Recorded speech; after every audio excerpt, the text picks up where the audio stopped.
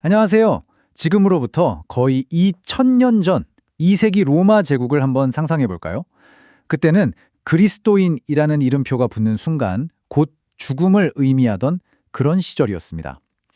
바로 그때 한 철학자가 자신의 목숨을 걸고 로마 황제에게 편지 한 통을 씁니다. 우리가 믿는 것은 결코 불법적인 미신이 아니라고 자신의 신념을 변호하기 위해서였죠. 오늘 바로 그 치열했던 기록, 유스티누스의 제1호 교론 그 두 번째 시간으로 21장부터 40장까지의 내용을 아주 흥미진진하게 파헤쳐 보겠습니다. 본격적으로 시작하기 전에 우리도 한번 생각해 보죠.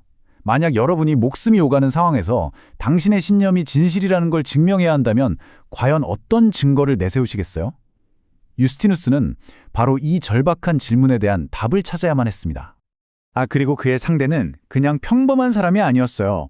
당시 최고의 지성인으로 꼽히던 로마 황제와 원로원이었습니다. 그는 이 지적인 엘리트들의 상대로 그리스도교가 무슨 뜬구름 잡는 이야기가 아니라 세상 그 어떤 철학보다도 훨씬 더 확실하고 오래된 진리에 뿌리내리고 있다는 걸 증명해야만 했죠. 자, 그럼 그의 아주 논리적인 변론 속으로 함께 들어가 보시죠. 유스티누스의 첫 번째 전략은요, 일단 로마인들에게 아주 익숙한 것에서부터 시작하는 거였습니다. 여러분들이 아는 그 신화들 있잖아요. 우리 이야기가 그것들과 어떻게 다른지 제가 설명해 드릴게요. 바로 이거였죠. 그는 피하지 않습니다. 오히려 정면으로 부딪히죠. 동정녀에게서 아들이 태어나고 죽었다가 다시 살아나 하늘로 올라갔다는 이야기. 어때요? 로마인들이 듣기엔 제우스나 헤르메스 신화랑 비슷하게 들릴 수도 있겠죠. 유스티누스는 바로 그 지점을 숨기지 않고 오히려 먼저 딱 꺼내 듭니다. 자, 보세요. 유스티누스는 제우스의 여러 아들들 이야기와 예수 그리스도의 이야기를 이렇게 나란히 놓습니다. 겉으로만 보면 구조가 정말 비슷하잖아요. 신의 아들이 인간 세상에 와서 놀라운 일을 겪는다. 이런 플롯 말이죠. 그는 이 명백한 유사성을 인정하고 이걸 오히려 자신의 논증을 위한 아주 영리한 발판으로 삼습니다. 하지만 바로 여기서부터가 진짜 시작입니다. 유스티누스의 강력한 반론이 시작되죠. 그는 이야기의 뼈대는 비슷할지 몰라도 그 안에 담긴 내용과 가르침의 본질은 완전히 하늘과 땅 차이라고 선언합니다. 그 핵심적인 차이가 뭐냐? 바로 도덕성이었습니다. 그의 주장은 아주 명쾌합니다. 이교 신화에 나오는 신들을 보세요. 인간적인 욕망, 질투, 심지어는 수치스러운 쾌락에 빠진 존재로 그려지잖아요. 하지만 그리스도의 가르침은 사람들을 거룩하고 덕스러운 삶으로 이끌어준다는 겁니다. 여기서 한 발 더 나아가죠. 이교 신화는 인류를 타락시키려고 악령들이 꾸며낸 짝퉁에 불과하고 그리스도야말로 이 세상을 창조한 참된 이성, 즉 로고스 그 자체라고 주장합니다. 이 로고스라는 개념은 당시 로마 철학자들에게도 우주의 근본 원리로 익숙한 개념이었기 때문에 이건 정말 강력한 한방이었습니다.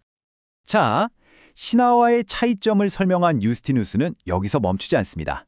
한 걸음 더 깊이 들어가서 그리스도교의 진실성을 증명할 가장 확실한 증거, 일종의 비장의 무기를 꺼내듭니다. 그것은 바로 철학보다 훨씬 더 오래된 예언입니다. 그러니까 그리스도에 대한 이야기가 어느 날 갑자기 짠 하고 나타난 게 아니라는 거죠. 로마인들이 그토록 존경하는 플라톤 같은 철학자들이 태어나기도 훨씬 이전부터 수많은 예언자들을 통해 기록되고 전해져 내려온 역사적인 사실이라는 겁니다. 이 시간의 흐름을 보면 그의 주장이 얼마나 대담했는지 느껴지실 겁니다. 짧게는 800년, 길게는 수천 년 전부터 모세와 다른 예언자들이 그리스도에 대해 기록했다는 거예요. 그리고 결정적인 건 그 기록들이 이미 프톨레마이오스 왕의 명령으로 그리스어로 번역돼서 도서관에 보관되어 있으니 이건 숨길 수 없는, 누구나 확인할 수 있는 역사적 문서라고 주장한 거죠. 아니, 이렇게까지 확실한 증거가 있다면 대체 왜 사람들은 그리스도인들을 그렇게까지 미워하고 박해했던 걸까요? 유스티누스는 이 껄끄러운 질문에 대해서도 아주 명확한 신학적인 답변을 내놓습니다. 그의 설명에 따르면 이 모든 박해의 배후에는 바로 악령들이 있다는 겁니다. 이 악령들이 사람들의 눈을 가리고 속여서 진실을 보지 못하게 하고 이 놀라운 고대 예언의 성취를 그저 꾸며낸 이야기처럼 여기게 만든다는 거죠.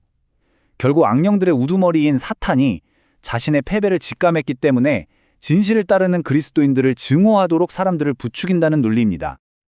자, 이제 변론은 그 절정으로 향합니다. 유스티누스는 단순히 옛날에 예언이 있었어요 라고 말하는 데서 그치지 않아요.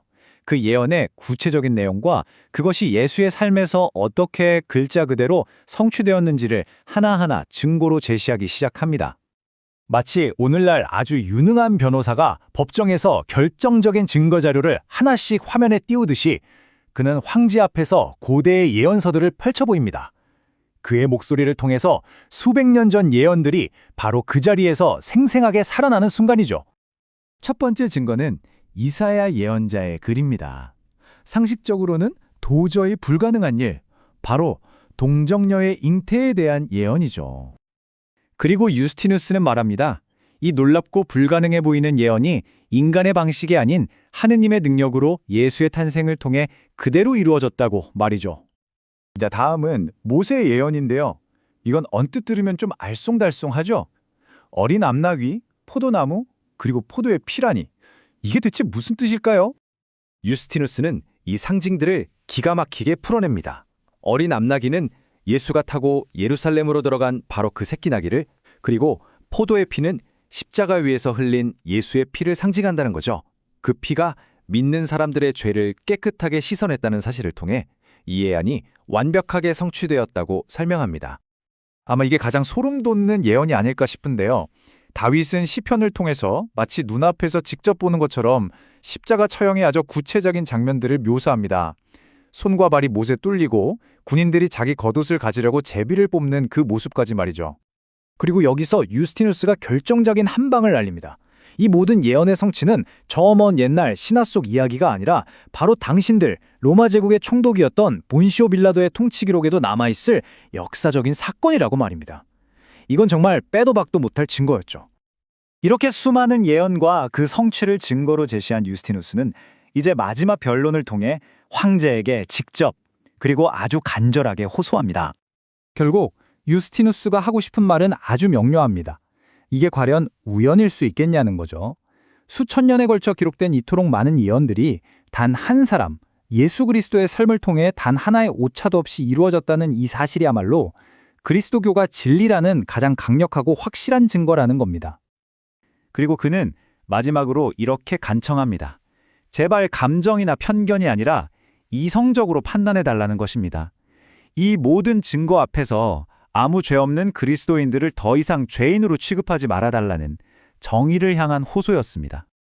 유스티누스의 변론은 여기서 잠시 멈추고 41장부터는 또 다른 흥미로운 철학적 주제로 넘어갑니다.